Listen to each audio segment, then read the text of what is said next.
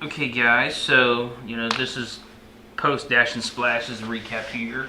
So we had over 80 plus people show up for the Dash and Splash this past Friday, and it was really awesome to see everyone come together from all the corporate cup teams. Walk, run it out in the pouring rain. Weather wasn't on our side, obviously, but like I said, just looking at everyone who had showed out, coming back across the finish line. There were smiles on their faces. They were covered in mud, and like I said, overall it was a really great time.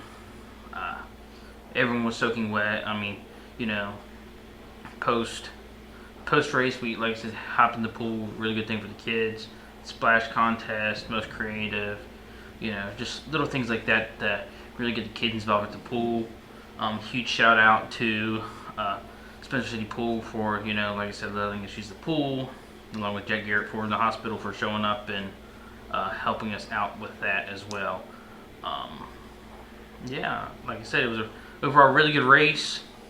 Tons of people showed up, especially for even outside the corporate cup. It was just to see a bunch of people hanging out together, having a good time in the pouring rain. So, everyone's getting soaking wet, but we were all having a good time together. So, like I said, that's really big key, big important thing here with these Stride and Stroll series is just getting everyone together for one goal of getting better for fitness, and just adding the incentive of corporate cup points.